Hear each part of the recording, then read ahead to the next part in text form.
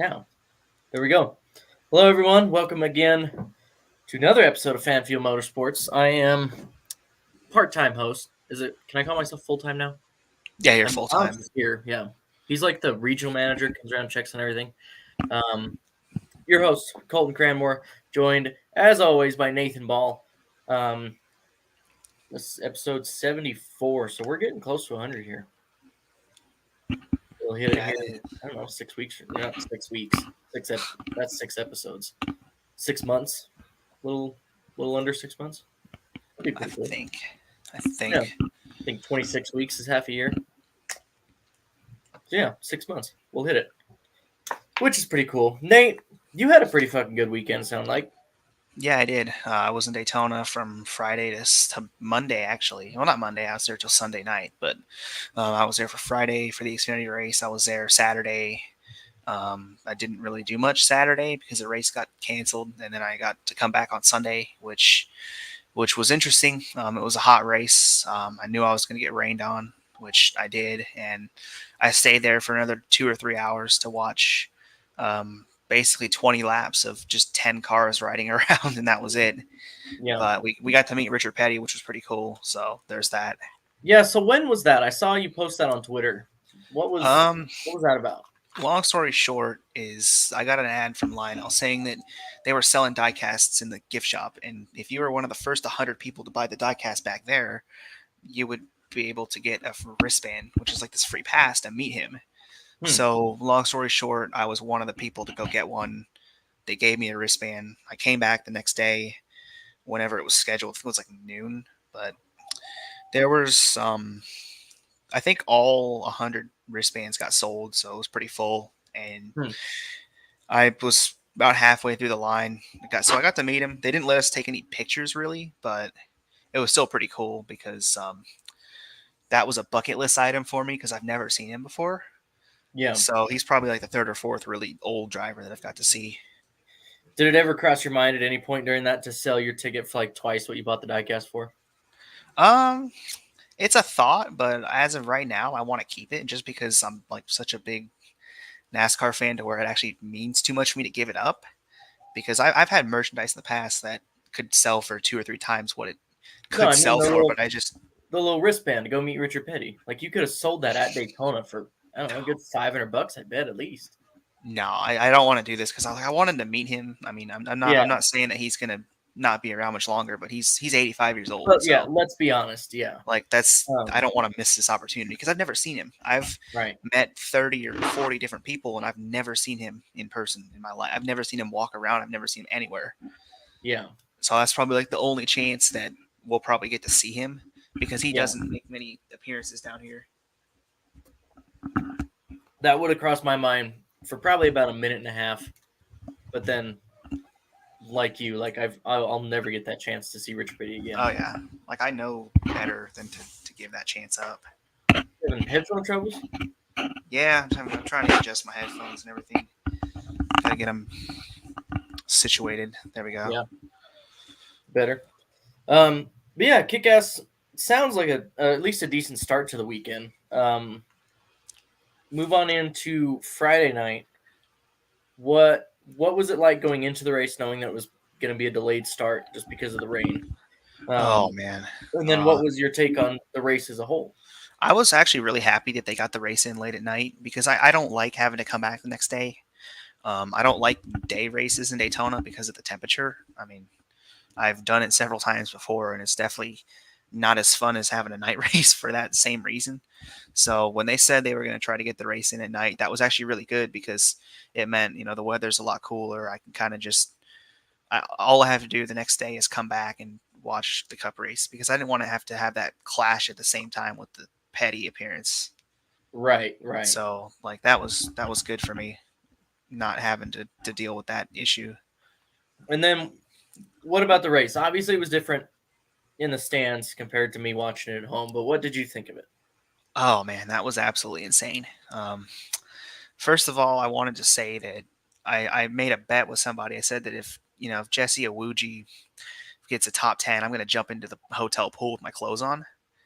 And he really came close to doing Uh, that at one point. Like he was one spot away. And that kind of floored me at first because I didn't think that was going to happen. And then on the last restart, I saw him in seventh, and I was like, "There's no way." But it looks like they pitted him to kind of put him in the back and let him survive. Yeah. I was impressed though with a lot of stuff that went on. I mean, Austin Hill was pretty impressive. His Yeah. damaged car, he took the lead.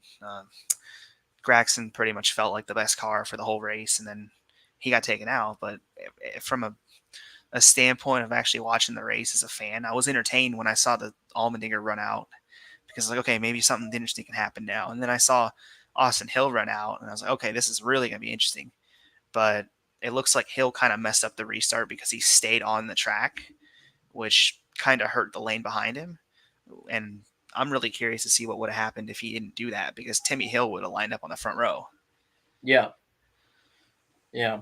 So I didn't watch a ton of the race on Friday night. We actually went this last weekend to visit Cheyenne's parents in Kremlin, Colorado, which is like 3.5 hours away from us, all the way up in the mountains. So I had really shitty service and for the first stage, and we got to the house by the time the second stage started, and just hanging out and everything. I really only watched like the last 10 laps or so, maybe. Wow. But yeah, it was a crazy race. Yeah, I kind of filled in here and there. I had it on, but at the same time, like I'm not trying to be that dickhead that goes to visit, her parents for the one time a year that we do go visit and just be like glued to my phone the whole time. Try to be a little bit more social. But did see the finish. For those of you who aren't aware, Jeremy Clements was on this podcast just before the season started at Daytona. Yes. I had the chance to meet him and hang out with him a little bit in Atlanta. Super cool experience. Super cool guy. So I'm a big Jeremy guy. Nate and I were actually both on. We also had Steve Carnes too. Yeah, we had Steve Carnes, member of First Pacific Funding, which is one of his main sponsors. Nate and I have both been on Jeremy's car as like a, it's kind of like a sponsorship. You pay $50 every time First Pacific Funding runs their main scheme, and you get to be on the car, and there's X amount of people. Nate and I have both done that. So we're big Jeremy Clements guys. And to see him get that win on Saturday was fucking awesome. Like, I'm trying not to swear as much on here, but holy shit, that was awesome. I thought one of the most interesting parts is that there was a fan about a row behind me with she was in full like Jeremy Clements gear. I've never seen like such a diehard Jeremy Clements fan in my life because I look behind me for the last 5 or 10 laps. I just hear screaming. I'm like, I don't know what's going on back there. And then I turned around and I see this person in like full Jeremy Clements gear. And then it made sense. I don't know if she was related to him or I don't know if she was related to someone on the team, but I have never seen like such a diehard fan that of amount him. of fandom. Like, what are the odds of her going to the one race in the first race in 5 years that he wins? Yeah, exactly. It was the same day as his last win prior to. Yeah, that was a cool stat. The checker flag flew exactly 5 years to the day of his first win. Man, I wish we could kind of get in touch with that lady to see if it was, she's related to someone like you said, or just a huge fan. Because if she was a huge fan, let me tell you, greatest day of her life right there. Oh yeah, there's no doubt.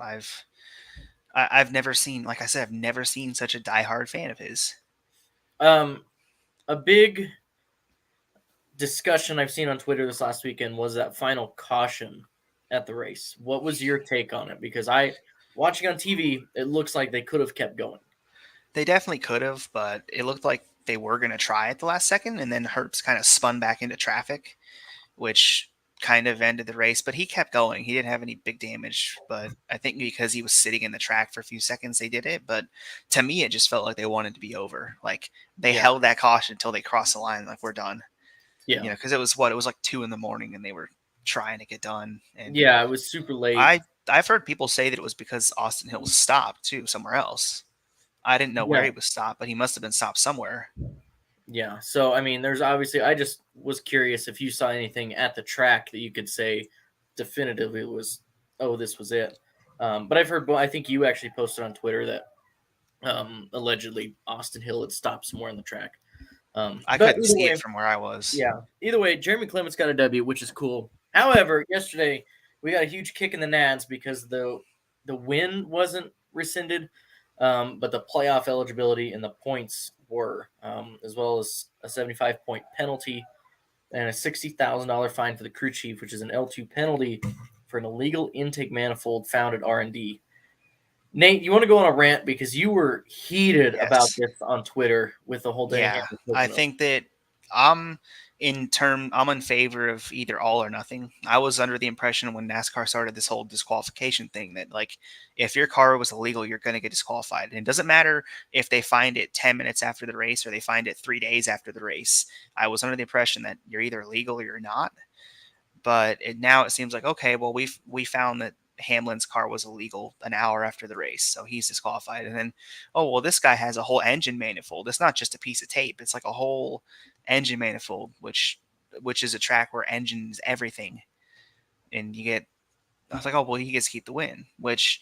This is one of the reasons why I've been anti disqualification for the longest time in NASCAR, at least, because for 60 or whatever years, guys have had illegal cars and they've got to win. Mm-hmm. So why are we just now starting to erase records from the book? I feel like it's got to be either yes or no on disqualifications. You can't just say that, oh well, this guy's illegal, he loses the race, and then oh well, this guy's illegal and he gets to keep the win. Like there's got to be some form of consistency here. I Yeah. know that they've said, oh well, it's because they didn't find it until a couple days later, but they like it's still illegal. So it would only be fair to disqualify him, but at the same time, I think that that's why I'm not a fan of DQs. Like I think that let them keep the win, but take the points away. So I think Hamlin won that race in Yeah. Pocono. Like he won Which that race. which I agree with. Like even Elliott's like I didn't win this race. Yeah, I think you get too much confusion with what is an actual DQ, what's just an encumbered win. Like to be honest, I don't even think NASCAR could really tell you what it boils down No. to. I don't know whether it is if they find it at the track versus R&D. I don't know if it's just supplied parts get you the DQ. I don't. None of us know, and I don't think NASCAR knows most of the time. I would like some more black and white out of NASCAR, especially this rule, but all rules. Um, but nonetheless, I'm not too pissed off about it because I'm not a Hamlin fan, and Jeremy still keeps the win. Right. I think it all depends. I feel like my driver was kind of the poster child of NASCAR saying, "Hey, we want to be strict. We want to like drop the hammer," and then they have a chance to double down on it and they don't. It's like, well, then why did you drop the hammer on him if you're not going to do it again? Right. It seems a Right. little bit weird in the sense that you're using a ball and strike call for something that's not supposed to be ball and strike. Yeah, exactly. Um, we have, if any of you guys read the description to this episode, it is Colton and Nate are joined by Keith Merrick. Keith was running a little late. No worries to Keith. We'll catch him right back up. But he is here now. Welcome, Keith Merrick. Welcome back, Keith. Howdy. How you doing? How's it going? It's going good, man. I was trying to set this whole thing up on my laptop, and my laptop wasn't being all that cooperative, so that's going to have to be another day kind of thing. So the phone's going to suffice. Oh, yeah. Which phone has worked in the past? It's perfect. Yep. So we just kind of chopped it up a little bit. We talked about Nate's experience at the Speedway this last weekend. And then we kind of dug into the Xfinity race all the way up to Jeremy Clements' DQ. Give me a rundown. What was this weekend about, the Xfinity? What did you think of it? Oh, man. Xfinity was a good race. I enjoyed it. Wasn't able to keep up with everything about it, but the very end kind of got a little chaotic.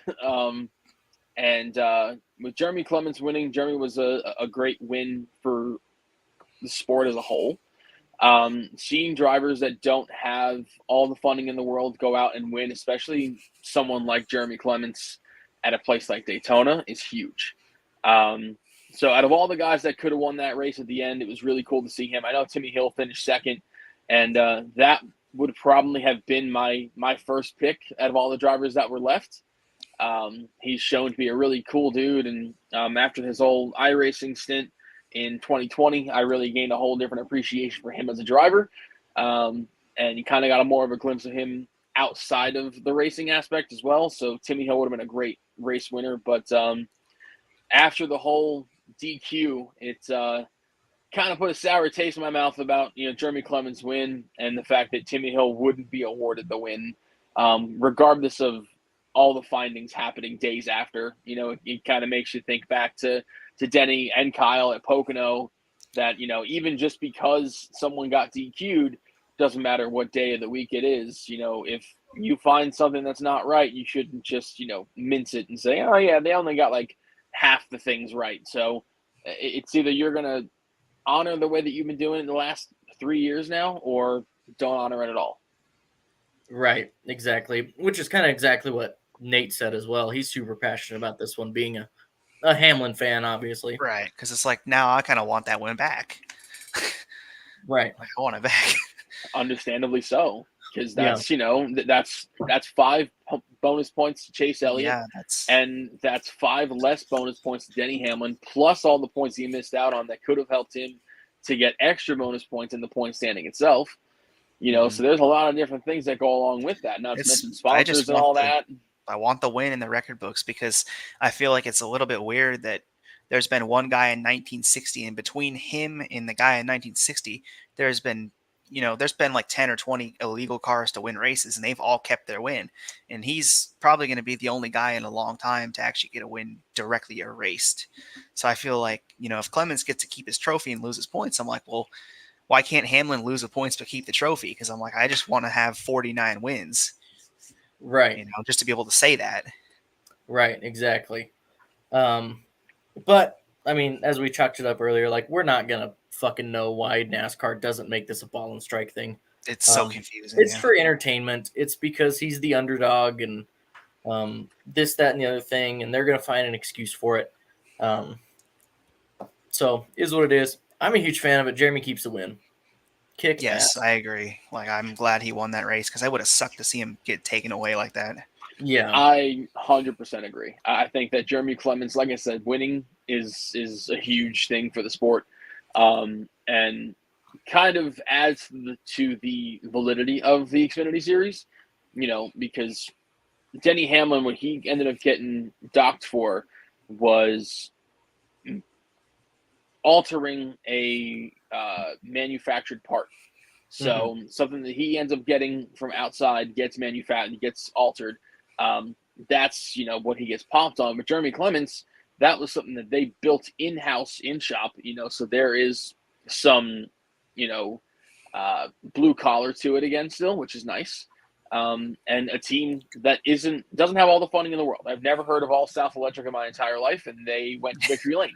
So it really prompts a lot of these teams and sponsors to want to hop on board for a race like Talladega or Daytona, even Atlanta now. Even the road courses, because Jeremy Clements is a great road racer. So wherever a driver can show what kind of talent they have, and if they don't have the most amount of funding, if a sponsor thinks, shit, we might have a shot to win, guess what? Right. They're going to give it all they got. Right, exactly. I mean, underdog stories are always cool, but they always seem a little bit cooler in NASCAR, just because of, like you mentioned, like the blue collar aspect of it. Like, you don't see NFL teams just like grinding it out during the week, polishing their own helmets, like, players, cleaning the equipment and stuff. That is what goes on in a lot of, these smaller NASCAR teams. Absolutely. Super cool Cinderella story. Moving on to Saturday, which then turned into Sunday, we had some cup drama. Some huge playoff implications. Yeah. Yeah, that's okay. Rick Allen right there. Yeah. Which is ironically the title of this episode, Playoff Implications. So, can I preface this by asking you guys a question? I want to know, in your opinion, how many years it will be until Daytona is the championship race.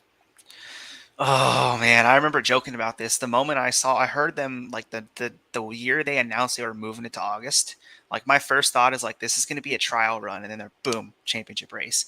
And I was like, please don't make this right now, because I don't want Daytona as a championship race. Like, I like it being in the summer, but now that you've said this, I think this is definitely going to hurt their case for it. I think that they went into having it as a playoff cutoff in preparation for maybe one day making it the championship race, but now that's really going to set them back. So I don't even know if they're going to do it at all now because of the bad reception it got. Yeah, I don't ever see it being the championship race. I think take it this way. You have when we strapped up and went into the race, there was 14 drivers that were confirmed. There were 15 drivers that could have punched themselves in.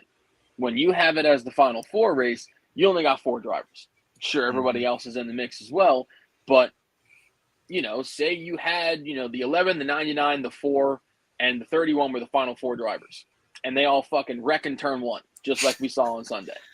And the 3 car comes out of nowhere. Cool, he wins the race, but who wins the championship? It is the most diabolical kind of situation, and there's no merit to it. But if you're going to put it as the playoff cutoff race, whoever decided that deserves a fucking raise, because that was some of the most entertaining shit I've ever seen up until about 23 to go. So Yeah. So you said the buzzword, entertaining. I don't think Daytona is going to be the final race. I don't think that's going to happen. But what NASCAR just had this last weekend, whether true fans like to see 10 cars finish the race or not, it was entertaining as shit, and it got people talking, right?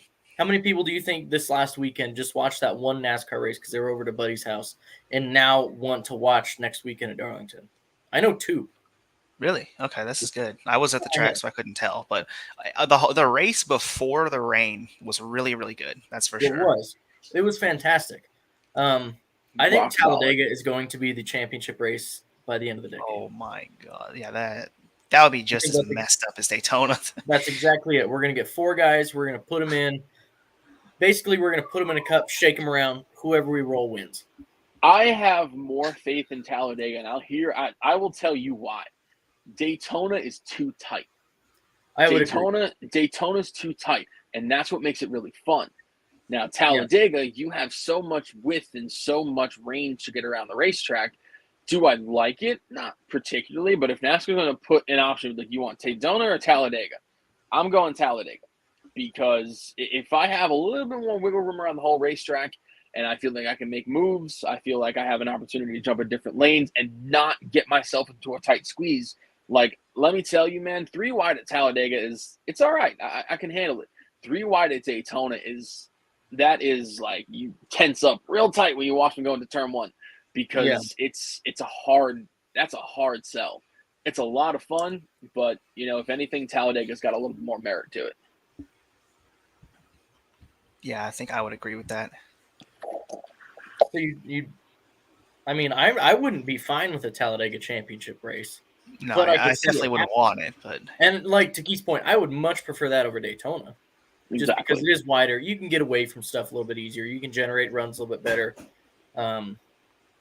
But either way, I just thought that was a kind of a fun topic. I've been thinking about that all day at work. So race Sunday, it was really good up until about the rain. Nate, when did it start raining in the stands? Okay, well, this is the fun part because it's kind of one of those places that's so big that some people could tell it's raining, some people couldn't. And I knew that if I looked toward turn 1, that it was like just a big dark cloud. I mean, it was going to pour. I knew that whether they wrecked or not, they were going to have 5 minutes or so of racing before that rain hit. I thought they were going to crash, and then under the caution, it was going to start raining. That's what I thought would happen. I thought they would just freak out and they wouldn't make it to the rain, because it was getting really intense. But what happened is, from my point of view, I could feel a drizzle for a couple laps before that, and it wasn't like a stop racing drizzle. It was just, you couldn't even see the raindrops. You could just feel a mist. And then off of turn 4, on the lap that they crashed, it started to come down. Like, you could start to see the raindrops. And about right when I was actually paying close attention to whoever led at the start-finish line, because I figured they were going to throw a caution. Like, that was my split-second expectation. I was like, this could be the race right here. And Suarez led that lap. Still no caution. They go into turn 1. They all crash. I thought it was just a normal crash at first because I couldn't really see whether or not somebody had been hit. And like literally 10 seconds. I mean, it was heavy rain when they crashed, at least for here. Like, people were putting stuff away because it was starting to get wet. And like, as soon as everybody came to a stop, it started pouring. I mean, like, the second that they stopped crashing is I got up and I went to go get shelter. Like, that's how quickly it happened. I didn't even sit to see a replay. I just went to go get shelter. But I definitely think that rain, like I was amazed. I was sitting there for like 15 seconds when it was starting to rain really heavy. I was like, there's going to be a caution really soon here. I didn't think it was hard enough for them to all crash, but I knew that like it had to be a caution because you could see the raindrops falling. Yeah. At what point did you see a replay of the wreck to find out? About 15 or 20 minutes later. Daytona is a really nice place in the sense that it has like these lounges and these concourses that you can sit in, and they have a bunch of TVs around. And I saw a replay, and I was like, "You've got to be kidding me!" I was like, "I cannot believe this just happened. Like nobody hit anybody; it just rained." So that was sad because I was like I knew Hamlin was going to get turned in some way, shape, or form because he was up there. Like he's going to get taken out by somebody. Like he's not going to finish this race. But then when I saw the replay, I was like that. There's ways to lose, but that one's got to hurt the most. Yeah, and that really did hurt the most. It sounds like actually Yeah. just announced today, Denny is out for the Xfinity race at Darlington. Going to try to heal up. He's still pretty sore. He said his neck, his back, and his hips from that wreck. And I would assume you guys by now have heard the audio that's been floating around on Twitter. Yeah, like Bubba, Ham, like all the radios. Yeah. Justin Haley was an interesting one, as well as the views from the wrecks, like some in-car views from the wrecks. You could see some raindrops on some. Yeah. What do you guys think of some of the impacts now that we're able to actually see a lot of these in real time? Keith, go ahead. You're shaking your head. I watched the Suarez in-car cam from his windshield down at him, and it looked like Mike Tyson was fucking punching him from all angles at the same time. And Dakota Rutledge, he got in my my mentions, and he starts posting pictures of like Dale Earnhardt in '96, and I'm just like, yeah, we're right there. That's the problem. That's exactly where we're at. Is we came as far as David Rudiman and Michael McDowell finding themselves up in the air. The fucking 00 Rudiman had a stupid crash at Fontana back in 2007. You had Michael McDowell tumble his way down the banking in Texas. You've had Austin Dillon come to a complete stop in the catch fence. And every one of these drivers has gotten out of the race car just fine. And I don't know what it's been. And there was a little thing on Door Bumper Clear a few years ago that when William Byron crashed at Fontana, it was a really rigid hit. That it was awesome for really hard hits. Like if you're going to have like a Ryan Newman level hit, you'll be fine. But your basic hits are going to hurt a lot. And that is the total opposite, because the odds of us having a Ryan Newman level crash are so unbelievably low. Right. How low? I haven't seen a Ryan Newman level crash since Ryan Newman crashed. Right. So I don't know where I understand trying to keep that safety aspect, absolutely. But when you're going to take all of the swings at just the one-off chance instead of Kurt Busch, really, spinning off a turn 3 at Pocono, that is such a normal incident that I have seen over the years, and he backed it into the wall, and he's been out since. Denny Hamlin, who is, creeping up into, his mid-40s now, who is in the middle of a playoff battle, who has one of the best chances to go and win his first and possibly only title, has to withdraw from the one Xfinity race he does every single year at his best racetrack. And I'm not just saying, like he's doing this because it's his best racetrack. All that sucks. It sucks if he went to, I don't know, fucking Bowman Gray, it sucks. Having to be out of a race sucks. You have sponsors that are behind you. You have team members that are behind you. You have your fans behind you. But most importantly, now you have your confidence level like down to here, because you're like, okay, I can't even race this car. Am I going to be all right on Sunday? Am I going to be all right to race for the next 10 weeks? Yeah, am I going to be all right for the rest of my career? That's my concern with concussions, is that they're not like a broken bone. You don't know exactly when you're going to heal. Some people just have worse luck than others. It's not like everyone gets them the same. Some people are just unlucky. Because you saw Kurt, he took hit after hit after hit after hit this season. And like it got to the point even before Pocono, they didn't know if he was going to sit out anyways. But Pocono kind of just finished him off. Like that made his decision easy. But you look at Hamlin now, it's like you could say all you want. Oh, well, it's just an Xfinity race, so I don't see the problem with him sitting out. But like I said before, this guy is driven through injuries, so the odds of him sitting out of a race are super rare. Like this is not normal behavior for him.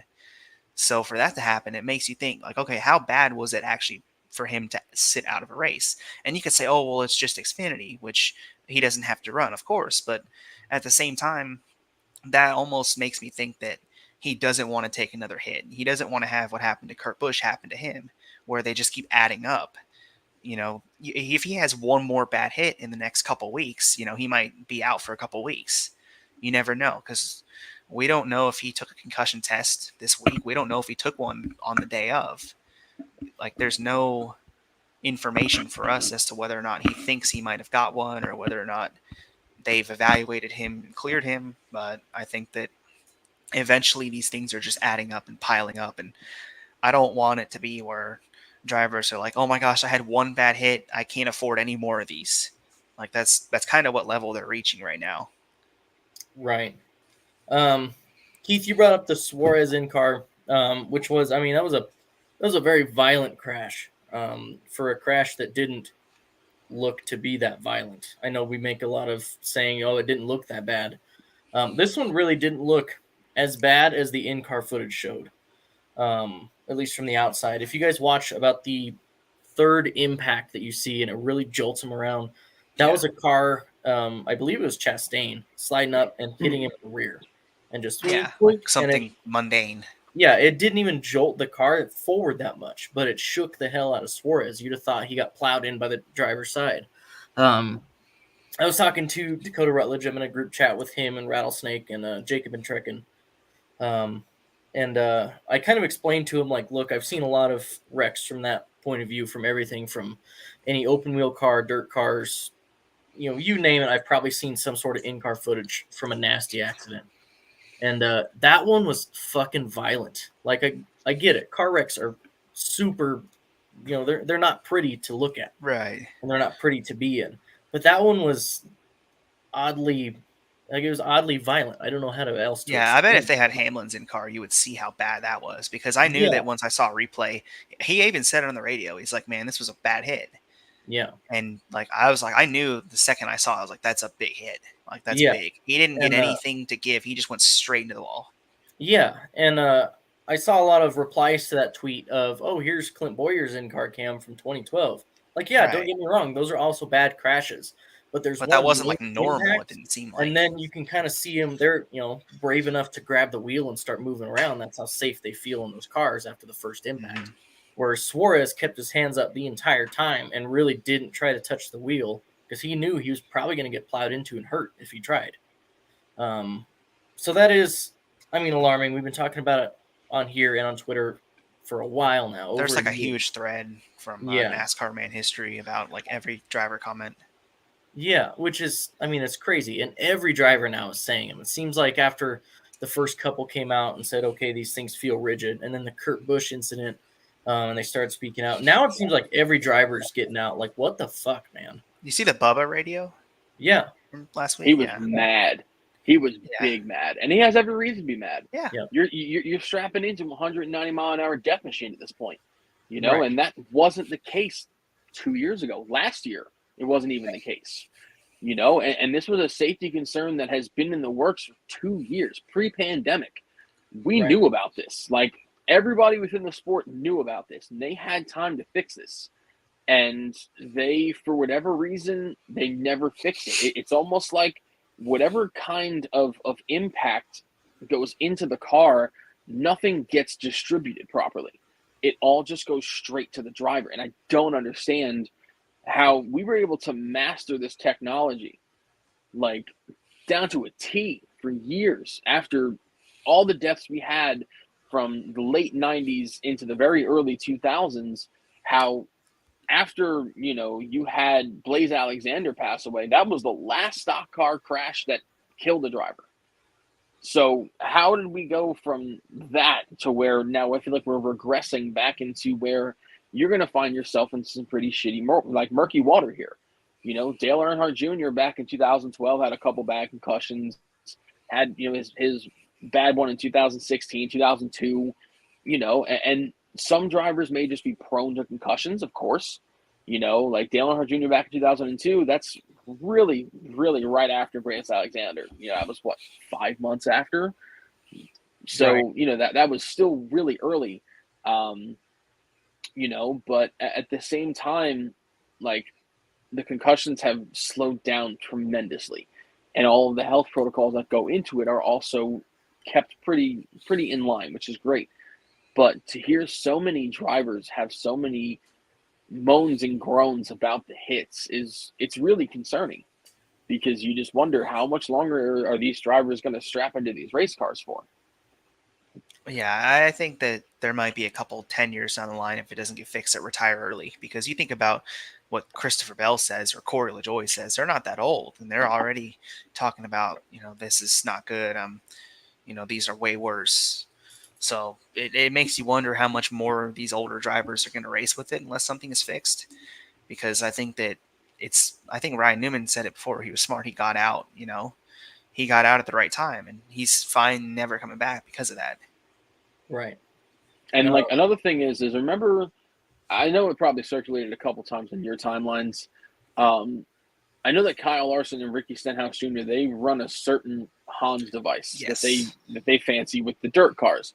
There's never been an issue with it, and that crash at Daytona for the 500, I have never seen somebody's neck move that fast, that quick, ever.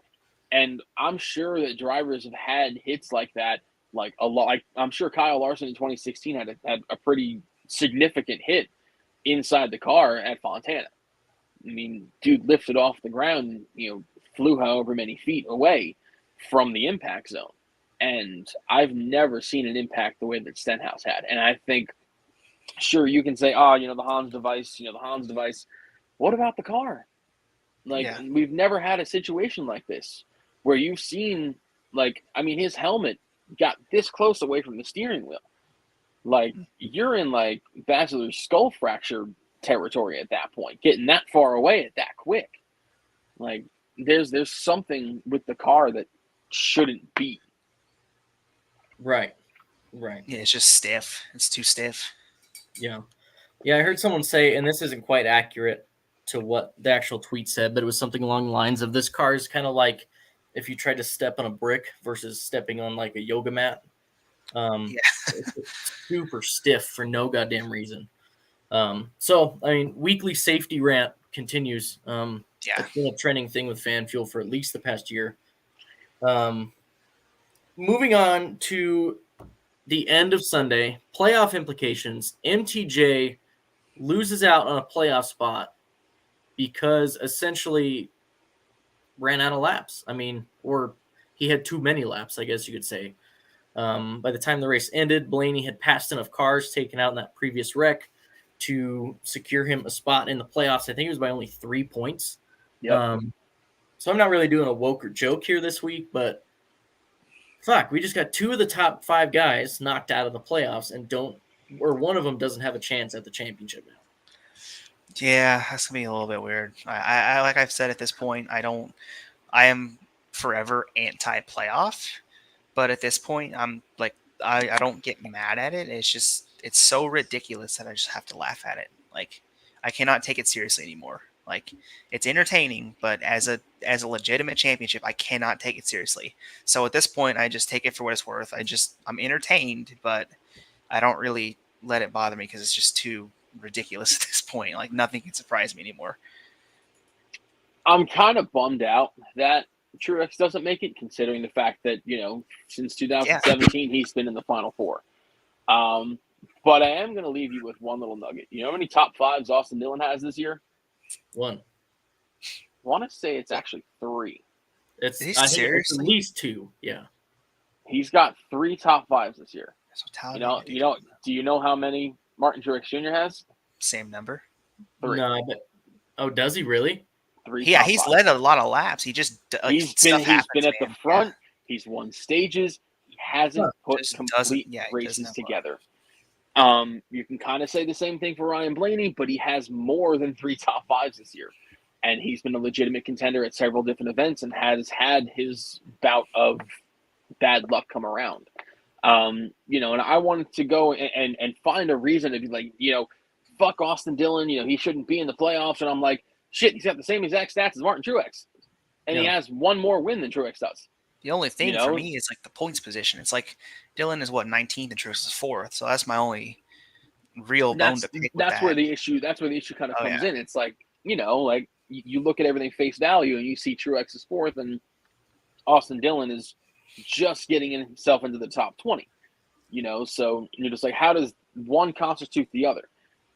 How does one trump the other? I don't get it. But when you look at it a little bit deeper and you understand, damn, like 19 car has not capitalized on anything this year. They've had great race cars. They've had good cars at Nashville. They had a great car at Dover. They've had really good opportunities to go out and find themselves winning a race. They probably even would have won Daytona on Sunday if they weren't being too greedy and being in the middle of the pack when shit started to get crazy. They had plenty of points. They were perfectly fine. They just had to ride around at that point, especially with Blaney all fucked up. Right. They could have, and I'm sure they would have expected at some point there's going to be a big one. The urgency is going to be crazy, and it did. It got crazy.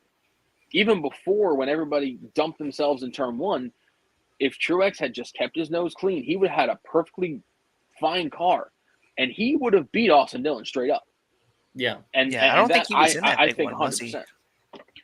100%. The big one, I don't think so. I think he was pretty like far 2 back before out of that. the field. Yeah. Yeah, and that's where he got fucked up. He got nailed by Ross Chastain. Chastain spun him. They got into it, and he lost the right front fender. So not only is he getting his car into a wreck, he's also missing a piece of a very important part of the aerodynamic system. And now he's got a damaged race car that he's got to limp around. That rain was as lucky as it could have been for Martin Truex. And ironically enough, it was the very same thing that kind of brought his own fate down. So it sucks. But at the end of the day, this system that we have right now, it's going to reward winners.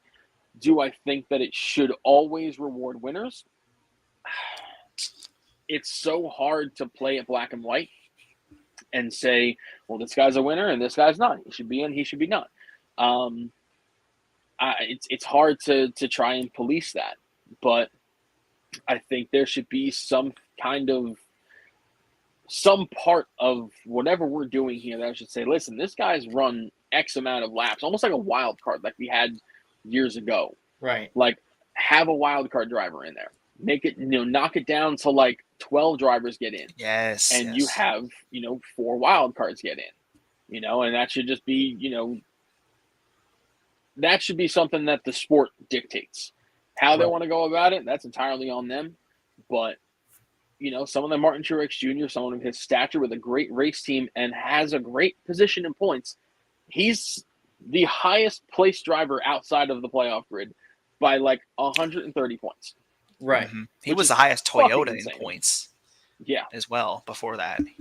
So it's just, it's mind-boggling and it sucks, but this is where we're at and we just kind of have to accept it for what it is. Mm-hmm. Yeah. Yeah, exactly. Kind of took the words right out of my mouth. Even if Blaney had missed it, I would have been very upset. But also, like, I'm with Nate. Like, I can't even take it serious. I just laugh at it. We can only bitch about it so much, where we just have to accept that, And I've noticed it the last few years too. Like, I don't like playoffs in this fashion. I watched significantly less NASCAR these last few weeks.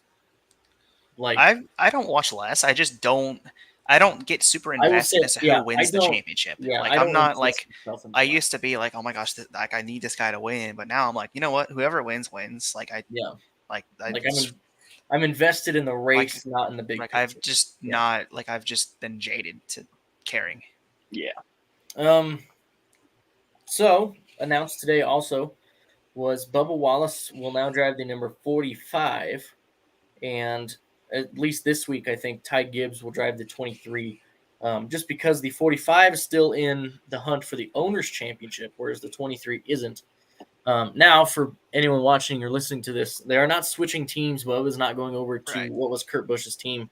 They're literally just taking the number off the car and slapping a different one on there. So it's the same shit, just different number. What's your guys' thoughts on this, on 2311 making this change? Ooh, I'm actually excited about it because I think this is a good play.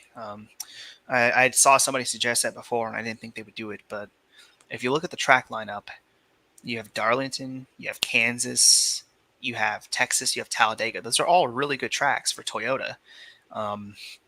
I think Bubba ran top 5 for a while at Darlington at Kansas before stuff happened. Mm-hmm. I think that at Texas, Toyota will probably be fairly good because it's a mile and a half. And then Talladega, he's always good there too. So these are good places for him to get a bunch of points for the Owners' Championship. And teams need the money. So I think it was a smart play in the end because you're putting a driver that's a little bit more experienced in that position. And I think that if you want all the Owners' points you can get, then that's probably your best move. I think Nate said it the best. If you want to win an Owners' Championship, this is the best move. Because that 45 is just going to sit there. Ty Gibbs, he's getting used to this race car. He's getting used to a Cup car, full time. While Bubba Wallace, this is now what? This is his 5th year in the Cup Series. So he's got plenty of experience. And just like Nate said, 2311 has absolutely nailed these mile and a half racetracks. They've gotten really fast. They've gotten really good with having speed. Because at Michigan, second place car to the guy that's won the most Michigan races over the last 5 years.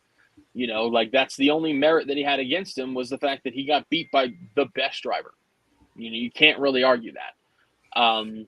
So heading into Darlington should be a solid race. Kansas is going to be an excellent race because that man came from the back to the front to the back to the front. Yep. And I think that that's going to be an awesome race for him.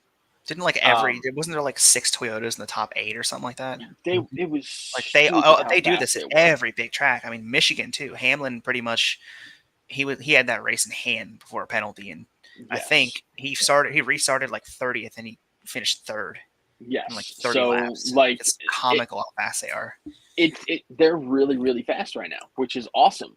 And I think that when you kind of look at what we're looking at down the road here.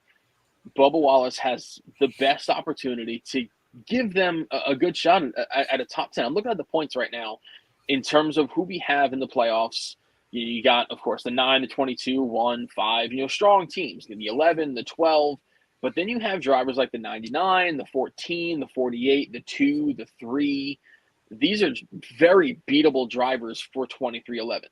Let's face it, because Kurt Busch, he would have been well up into the top 10, having an excellent opportunity.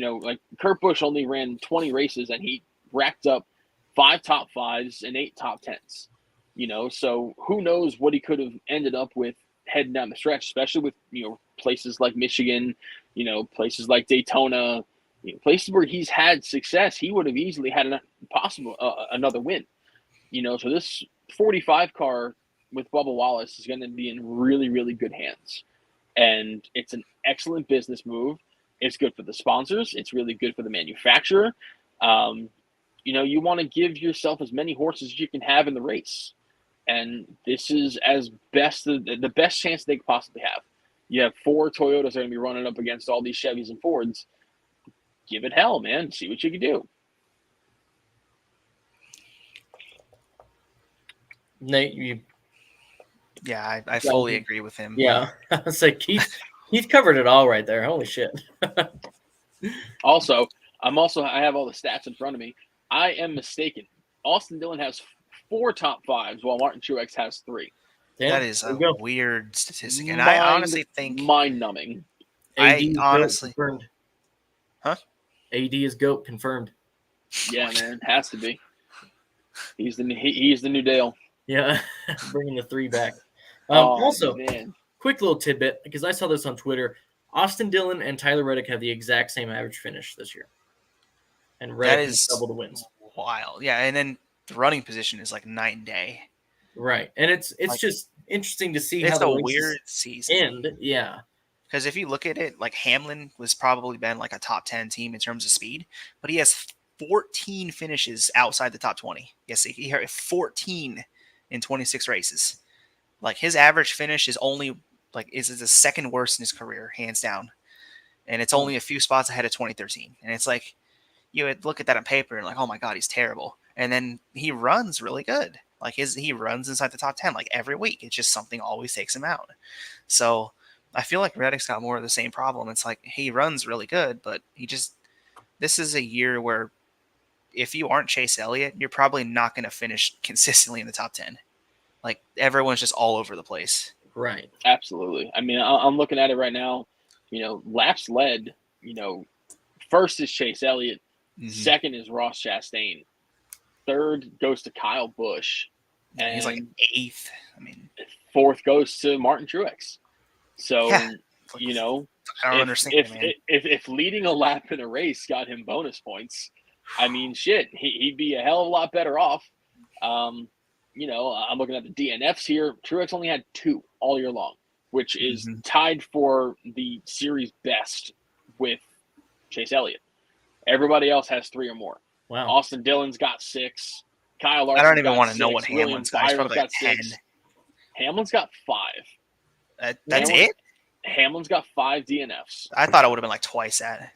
No, he's got 5 DNFs. So does Reddick. So does Harvick, Alex Bowman, Ross Chastain. But the consistency factor is what's keeping everybody alive. Kyle Busch, Chase Briscoe, Joey Logano, they all got 3. Ryan Blaney's got 3. So keeping your car out on the racetrack is really going to bode well. Regardless of the fact that it's a different kind of point system that we used to have. You look back in 2010s era where we had the 10 race chase. It wasn't bracket style. When you got back out on the racetrack, you tried to rack up as many points as you could. So. Yeah. And now with this 10-minute damage clock, which I very much enjoy, I think that's a really cool thing that they've enacted. I think there's going to be a lot more opportunities for these drivers to get back out on the racetrack and just log laps, because at the end of the day, Ryan Blaney's day could have been absolutely fucking toast on Sunday. Right. And because they fixed that car, they fixed the car, they put it back out on the racetrack, however many laps down it was, it doesn't matter, because he had 23 laps to get back around everybody and pick up as many spots as he could. So it all comes down to being out on the racetrack and giving yourself an opportunity. There's a lot of really good drivers in here, and there's a lot of drivers that need to keep their cars under them, especially with some crazy-ass races we got coming up. I know we got Bristol, we got the Roval, we got Talladega. That's just 3 within the first 6 races of the playoffs. Oh, my. Yeah. And then I was so excited to see the round of 8. The round of 8 this year is probably the best round of 8 I've ever seen in the playoff era, the playoff grid era. And it kicks off at, give me a second, I'm having a stupid brain fart. It kicks off at Las Vegas, which was a great race.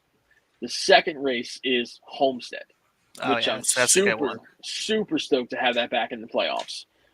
And, of course, the round ender is going to be Martinsville.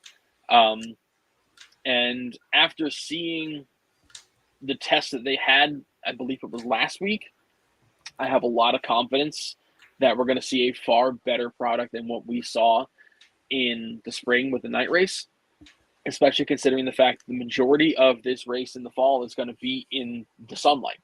So, going to be a really, really exciting playoff. Yeah, I'm interested. I think that we might see playoff spoilers this year. We almost never see them anymore, but I think that this year there's like we said, there's so many good cars to miss the playoffs that you might get one. I think obviously Bubba Wallace, he is not in the drivers' playoffs, but I think that he can easily win a race. I think that Truex can easily go out and win a race. I have Truex winning the Southern 500 this weekend, even. Like I said that at the beginning of the season that he's going to win, and I'm still going to stick with that. Even though he's not in the playoffs, I've had people tell me that I was nuts because, he's not going to get priority at JGR. But it's like, I mean, Hamlin did not get priority in 2013 when he broke his back. He still won a playoff race. Right. His teammate was competing for the title, and he still won that race. So it's very well possible. I think that who else could be up there as a playoff spoiler? I mean, you could draw a name out of a hat for Talladega. Eric So. Jones. Yes. Eric Jones is He's a good former at Southern Darlington. 500 win. Mm-hmm. Like Chris Yeah. Buescher. Chris He could Buescher's win a the solid race. driver. You got really good drivers that are within this crop of drivers looking at now. And don't even get me started on what we have for Talladega. You got some heavy hitters. Mm-hmm. I'm looking at 8 of them right now. Jones, Almirola, Wallace, Buescher, Haley, Stenhouse, McDowell, Keselowski. Like heavy hitters that you're going into the last plate race of the year, and these drivers don't have a win. Their sponsors haven't gotten a win. You look at RFK. I know that Brad Keselowski said that this is going to be a couple-year process, but damn, if you can go to Talladega and put one of your cars in victory lane, that would just be the cherry on top for. I have to say it'd be a successful season, considering what it's been for the last few years with Roush Fenway as a whole. Are they where they want to be? Absolutely not. Of course not. But Chris Buescher's 21st in points after missing a race. So, Mm-hmm. He could easily have been, 18th in points. So it's been a really solid year with cars that haven't been the best. And they're doing whatever they can. And if any one of those drivers goes out and wins Talladega, it's going to be a massive win for the teams because you have Petty GMS, you have 2311, you have Colleague, you have a very revamped JTG Doherty. I know that Ricky Stenhouse hasn't had the best of luck this year, but he's got 1 top 5 and 5 top 10s this year, which is a solid effort for that 47 car. Right. So looking forward to playoffs, we kind of hit on spoilers a little bit. Who is your guys' pick for the first 4 out? And we'll kind of use this as a segue into wrapping up here. You're killing me with this one. First 4 drivers out. I don't give a shit who wins the championship yet. All right. The first 4 taking that banner off their car. This is a fun one for me because I feel like it could be anybody. Outside of Chase Elliott, like everyone is like 20 points apart. So literally nobody is safe. So I could easily see Hamlin get knocked out in the first round because his pit crew's got 30 penalties already. One of those penalties at Bristol, he's done because he's only +6 to the cut line. That could be anybody. Larson, he's had 3 engine failures. He could have 1 more. Boom, he's done. It could be anybody. But I think that as of right now, there are too many weak cars that are in the bottom 4 for me to think that all of those guys are going to make it out. So I think that to start off, I don't see Austin Dillon making it out unless he has one of those miracle wins like he always does. I don't see Chase Briscoe making out either because I don't think they've had a top 10 in a long time. I struggle to see Alex Bowman in the next round just because I think that while they are fairly consistent in points, they just don't have speed. Yeah. Outside of maybe Michigan in the summer, they just don't have top 10 speed. So I think that I have trouble seeing him make it out. And this is a tough one. I think that there's going to be one of the bottom 4 is going to make it out just based on attrition. Like one of the fast guys is going to have a problem, and that's how they're going to get through. But I can't really pick one favorite that I would have eliminated early. I think the most likely would be Hamlin to get knocked out early. He'd be the biggest name that's in danger in the first round. But if we're going to play it safe, I think Austin Cindric is probably not going to make it. So I think the bottom 4 right now are probably my bottom 4 out. Unless, like I said, Hamlin could easily be a shock elimination. Keith, hit me with 4. I have not 1, but 2 Hendrick cars out in the first round. I got Alex Bowman first. Alex Bowman, 29 laps led all year long, has not had that kind of speed. They haven't hit it. And I have the 24 out. He has not been what he was at the very beginning of the year. Dude's got 4 top 5s and 5 top 10s. Sure, he's got 2 wins, but outside of those 2 wins, he's got nothing to show for it. And the only reason why he's even up there right now is because of what he did earlier in the year when he won in Atlanta, won at Martinsville. That's it. That 24 car has been way off the mark. So I have both of them out because now he's what? I'm looking at the cut line right now. He is 7 points up on the cut line. There is no buffer, none. No, like one penalty and you're done, basically. Like even just a speeding penalty. Yeah. I mean, it's going to be tough. And then I have Austin Dillon. Hate to say it, it's cool to see him get into the playoffs, but I don't see him going past this. And then I have to take Chase Briscoe. Chase Briscoe, he hasn't been all that fast all year long, and he's also stepped under his own feet the entire year. He won at Phoenix, but he fucked himself at Bristol, fucked himself in the 600, and they just don't have race-winning speed like they should.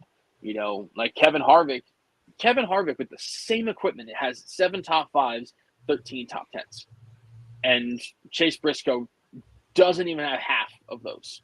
So it's hard to say that. So I got Bowman, Byron, Dillon, and Briscoe all exiting first round.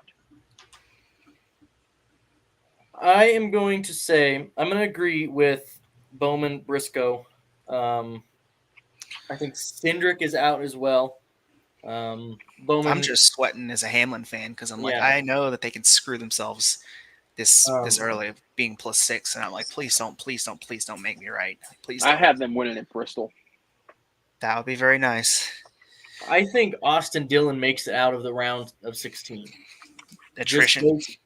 Because I'm almost positive one of these other 13 drivers are going to have a major issue at least one point during the playoffs. I can see like Kyle Busch having like some random problem, like he always. He's been abysmal the last few months. Kyle Busch is probably going to be who I say is also eliminated. So Cindric, Bowman, Briscoe, and Busch. I think Kyle Busch is as much as I love Kyle Busch. I think that's a pretty fair thing to say. Yeah. Only because of the fact that there's like you can feel the tension within, like you're looking through the screen, you could feel the tension in that 18 group. I think there's going to be at least one JGR car that misses around a 16. I don't know which one of those 3 it's going to be, but I think someone's going to get unlucky. See, I think it's either Busch or Bell. I think Hamlin. I think Bell's making the round of 8. Like I know it's a little early, but that's my honest gut prediction. I mean, I'm looking at the stats right now. I mean, Bell's got double the top 10s that Denny Hamlin does. He's pretty consistent. He's been rock solid this year. And I think Darlington's a great racetrack for him. Yeah. Kansas is a fast racetrack. Kansas is a fast racetrack for all the Toyotas. And Bristol. I mean, shit. Bristol's a great racetrack for Christopher Bell. I'm looking at this whole round of 16, and there are so many opportunities here. Of course, you got your Elliott's, your Larsons, Logano, Chastain. Those are the guys who are going to be at the front of the field. And I think the guy that isn't really being talked about all that much about a possible, not even a spoiler, but a driver that hasn't won this year that is in the playoffs is Ryan Blaney. Bristol is arguably one of his best racetracks, and he just has the worst possible luck whenever he gets out there. I swear, I've watched that man lead 200 laps and run into the back of a lap driver. I've watched him get caught up into some other bullshit. It's just, I am waiting for this man's time to finally win a race at Bristol, and I can't see a better time than this year for him to have an opportunity to go up there and win. Just give it all you got, man. Man, if he makes it around at 12, then I think he can win Texas easy. He has lights out at Texas. Talladega. That too. We'll go over the championship 4 here in a week or two once we kind of see what the playoff cars are looking like. I want you guys to give me one solid sleeper for the round of 4 that you don't think anyone else believes. All right, let's do it. Not necessarily you have to pull a name out of a hat, but give me someone that could really surprise everyone. I'm going to say William Byron. I really think that's a fun one, yeah, because he can go any. I mean, he almost won Darlington. He won Martinsville. I mean, who knows? That team is one good week away from clicking again and firing off a bunch of really good finishes right in a row. Okay. Well, I think I'm going to go with Christopher Bell because I've hyped him up for a majority of the season. I think that, like I said, the first round is pretty good tracks for JGR. I think that I'm not so sure. I feel like Texas is the one track where the 1.5 mile track where Toyota may not dominate because of Blaney and Harvick. But I think Bell is pretty good at the Roval, so I think he can just top 10 his way through there and survive. Um, if he gets to the round of 8, Vegas and Homestead are obvious Toyota. Like, he could top 5 at both of those races. So I think that that's a very, very, very good sleeper pick because it seems like nobody ever talks about Christopher Bell. I don't understand why that is. I've never fathomed as to how he can go so far under the radar, but I think he's got a real chance. There is one driver that I see here that I talked about this December of last year of who my boldest prediction would be. And I have Tyler Reddick going all the way to the Final Four. He's fast. He's strong. You got really good racetracks for him. I know Darlington's going to be a fucking elbows up race for him. Bristol's going to be an elbows up race for him. You got the Roval coming up, which he has turned to be one of the best road racers that the sport has to offer right now. You got Homestead in the round of 8, which that might be a free win. That man is stupid nasty. And with a car that can be freely put up anywhere you want it, if you put him up at Homestead and say, hey, take whatever line you want, I have such a hard time betting against that man. And I think you plop them all against each other at Phoenix, that man's got a real opportunity to win himself a championship. That's a good one. He finished second there in the spring. Had a damn good chance to take out Briscoe, and didn't. Unfortunately, Briscoe got to him first, I guess. Those are all really good ones, and I could realistically see any of them making it as like a sleeper, like a Ryan Newman kind of. Kevin Harvick. Yeah. Oh yeah, I honestly think that he's going to be pretty good. You let the old man get hot, and that's all it took. Yep. Yeah, that's a mistake for everybody. Everybody. So ending on that one, we'll kind of hit on Darlington. Do you guys have any absurd predictions for Darlington? No, people have been telling me it's absurd that Truex is going to win this race, but something in me keeps telling me he's going to win this race because I think that Hamlin's going to be fast, but they're going to mess up. They've messed up 30 times this year according to the pit penalty stats, so I could see them coughing one up. I think that if you look at Darlington's structure, there's 4 or 5 drivers that are like a league above everybody else, and that's Hamlin, that's Larson, that's Harvick, that's Truex, and I think Eric Jones is also up there. Like, those 5 guys are just untouchable at Darlington. It's almost always one of those 5 guys that wins, unless something crazy happens, like when half the field wrecked in the spring.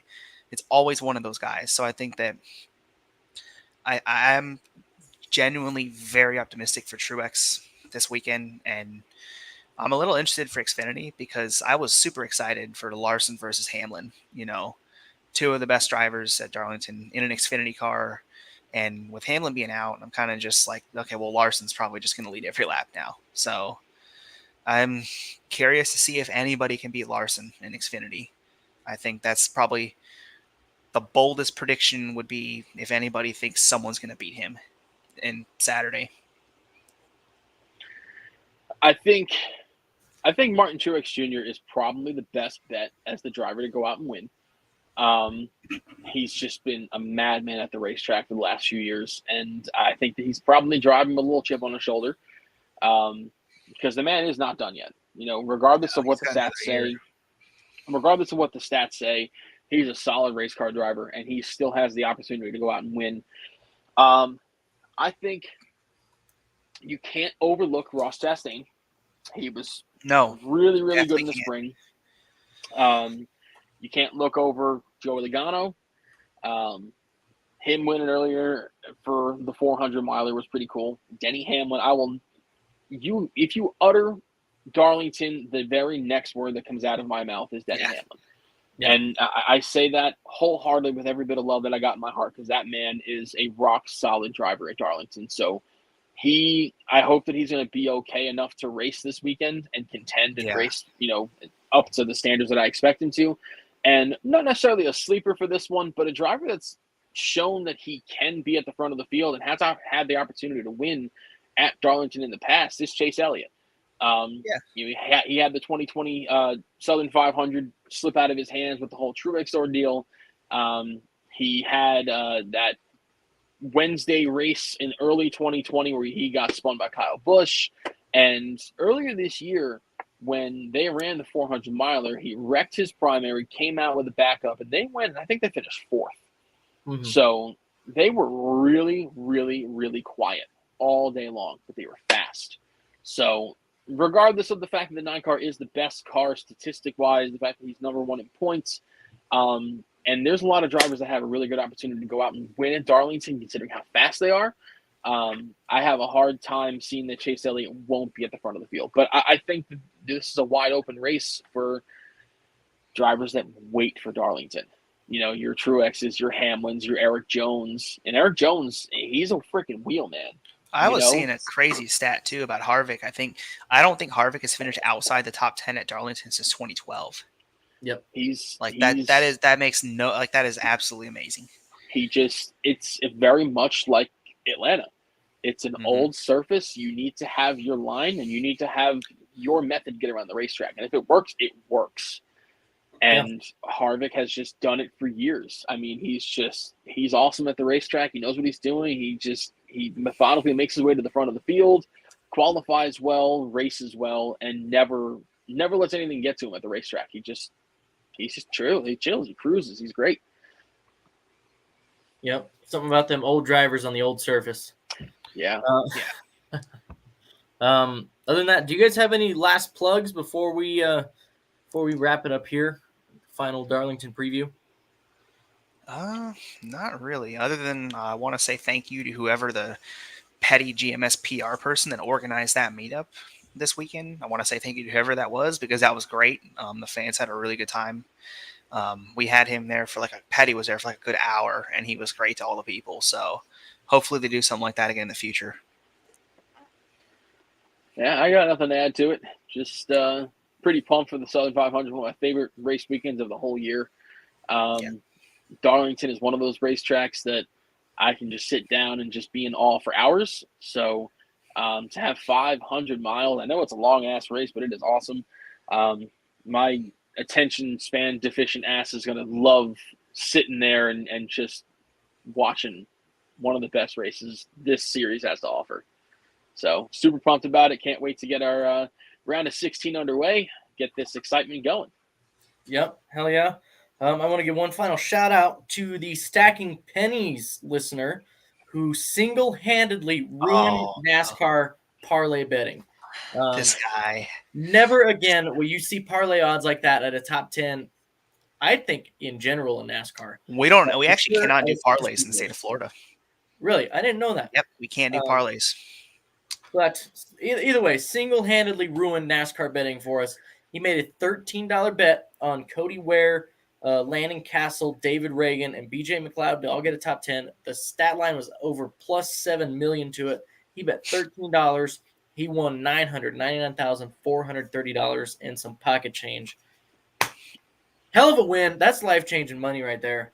But single-handedly ruins parlay betting for me. Because never again will we see a payout that big in NASCAR. For the fan. He broke FanDuel. Yeah, he broke FanDuel. Not a chance that ever happens again. No. You would have to call the entire top 10 on a parlay to do that. That was just silly shit. But I can't imagine the nerves from that guy watching the race. He's like, "Come on, please just stay here, please." Imagine he wasn't watching the race and he just opened up his fucking FanDuel account and he's like, "Oh shit!" I like to imagine that he was at work and just snuck a quick peek at his phone to see, the end of the race. I just by the way, do you guys think he called his boss, or do you think he just stopped showing up to work? He might have just snuck out. I'd have just I probably wouldn't even have called anyone. I'd have been like, you know what, fuck it. Because I don't know if you could say anything I got $1 million just waiting for me right now. So I would keep that a secret for the rest of my life. I'd work for the week so I could get paid so that my bank account has over $1 million in it. I would I would just keep working, and then I would buy some nice stuff, but people would never know I got that money. Man, Nate's the smart one because I'm quitting my fucking job. I would next never day. know. Like they would never know. Like, how did you get that car? I'm like, I don't know. You ask me.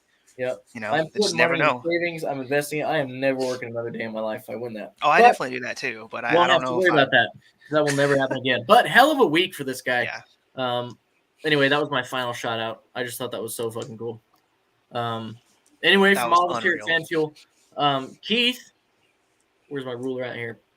Keith, way on over there, is going to be I don't know. Alex hasn't told me anything about this, but I guess you are on board with possibly becoming a full-time Fan Fueler. It's exciting. There is a very real possibility that does happen. Oh yeah.